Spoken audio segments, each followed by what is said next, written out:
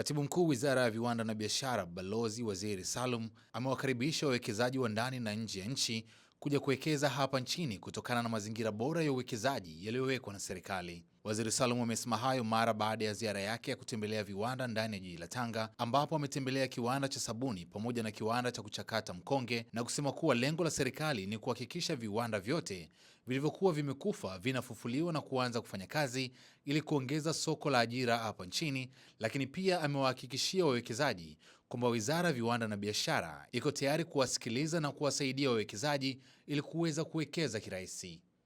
Lakini kubwa zaidi nimekuja kwa ajili, tulipewa maelekezo na Mheshimiwa Rais kufufua vile viwanda ambavyo vimekufa, na moja ya ziara yangu sehemu ambayo nimetembelea ni kiwanda ambacho kilikufa lakini kimefufuliwa, kile kiwanda cha sabuni na mmeona wenyewe kinakwenda vizuri, kimeajiri watu zaidi ya 300.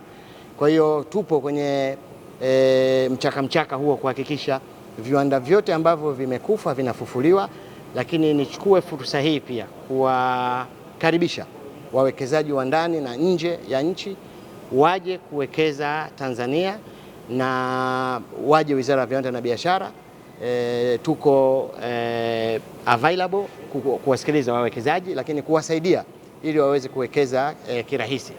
Ziara yetu imekuwa ya mafanikio sana. Tumekutana na wawekezaji wenyewe waliowekeza, tumezungumza nao, tumewasikiliza, na yale ambayo serikali inatakiwa kuyafanyia kazi tunaenda kukaa chini na timu yangu ya wataalamu ili tuweze kuyafanyia kazi, na mwisho kumshauri Mheshimiwa Waziri ili yale maamuzi ambayo yapo kwenye meza yake aweze kuyafanya. Kwa kweli wafaidika ni wengi sana.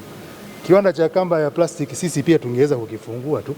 Ukitoa maagizo tunafungua tu, hata ikiwa mwezi ujao. Atakuwa ni mkurugenzi mmoja, nachukua kiongozi wangu mmoja, labda na operator wawili, tumemaliza. Hao wengine wote wanarudi nyumbani. Sasa hapo ndo panatupa, tunaona kwamba tunaomba sana serikali kuweka mpango wa maksudi kusaidia hivi viwanda vya kamba. Kama alivyosema DG, hapa kuna changamoto ya kimazingira, lakini pia kimaslahi, kiajira ukilinganisha na hii. Lakini kingine kwenye hii kamba tunashukuru serikali. Kuna muda DG ni shahidi, serikali waliondoa VAT kwenye Saisoyan kwa njia ya maksudi. Tulizungumza wakasema hebu tutoe alafu tuone itakuwaje. Kweli ilitoka na ikatusaidia hata oda za mkonge za kamba zikaongezeka kwa asilimia kubwa sana. Lakini sasa kwa bahati mbaya ni kama imerudi tena. Kwa bahati mbaya kwa jinsi ambavyo tunapata mirejesho kutoka kwenye taasisi nyingine za serikali. Sasa tulikuwa tunaomba utusaidie. Utusaidie kwa sababu sasa hivi tukisema tunaweka VAT kwenye hii kamba, tukilipa tutafunga kiwanda sasa hivi. Kwa hiyo sasa hivi ni kwamba wateja tunauza hatuchaji VAT. Japo ni kinyume na utaratibu, lakini sasa tunaogopa. Sasa hivi hapa ni 4,000 kutokana na mabadiliko ya bei ya mafuta. Sasa hivi almost tuko kwenye 4,250, 4,300. Lakini originally tulikuwa tuko kwenye 4,000 just a month ago. Ukiongeza VAT, wale wateja wote wataacha kununua, watakuja huku. Sasa hawa Watanzania wote na sisi tutafanyaje? Na ukiangalia huku mchango wa sekta ya mkonge hata kiwanda kwenye kodi za serikali za kipato kwenye pato la taifa, it is phenomenal. DG shahidi. Tumekuwa na changamoto. Nilisema pale mwanzoni sekta iliboom mpaka mwaka 64, na kilichofanya ishuke ilikuwa ni kugunduliwa kwa nyuzi bandia, nyuzi za mkonge. Nyuzi za plastiki. Sasa tumekuwa na hiyo changamoto tena kwa sababu kamba za mkonge tena zimerudi sokoni kwa kasi kubwa sana. Of course hatuwezi kusema kwamba kamba za mkonge zinaweza zikatekeleza mahitaji yote, lakini controls zinahitajika zaidi kupunguza ili kulinda soko. Yaani lazima tunajitahidi makusudi za kuhakikisha kwamba zao la mkonge tunatengenezea mazingira ya kulilinda lisije likafa, kwa sababu mnyororo wake wa thamani unaweza kuajiri watu wengi sana. Kama tuko na zao ambalo lina uwezo wa kutatua matatizo kwa sehemu kubwa ya ajira ya nchi, kama uwekezaji utafanyika katika mnyororo mzima wa thamani, basi ni zao la mkonge, kuanzia shambani kwenye maeneo ya uvunaji, maeneo ya usafirishaji, maeneo ya processing, viwanda vidogo kama hivi mpaka viwanda vikubwa vya uzalishaji wa bidhaa kubwa kama magunia na canvas. Jana nilikuwa naongea mtu mmoja Saudi Arabia, ananiambia tunakumbuka Tanzania kuhusu canvas. Yaani ukitaja canvas wenyewe kule wanaita maturubari.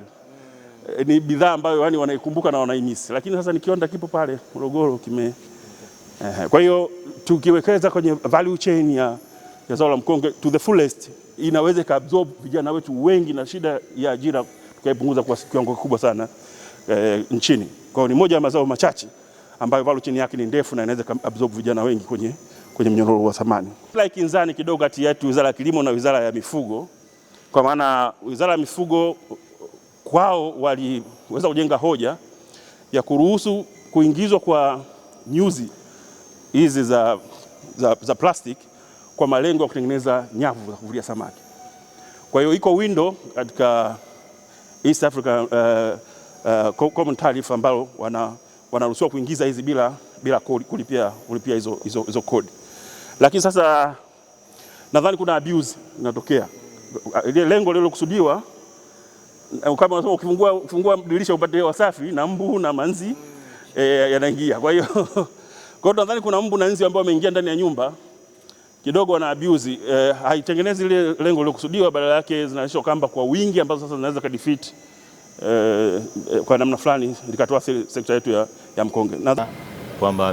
Kwamba uzalishaji unaendelea na kuna nafasi kubwa sana kuhakikisha kwamba mazao mkakati ya katani yanaongezewa mnyororo wake wa thamani, na vile katika upande wa cement industry, yani clinker pamoja na cement, ambapo katika ukanda huu wa Tanga malighafi yani raw materials ziko kwa wingi na za ubora, kwamba zinatoa uwezo wa zaidi ya miaka 50 kuwa na uzalishaji katika zao la cement.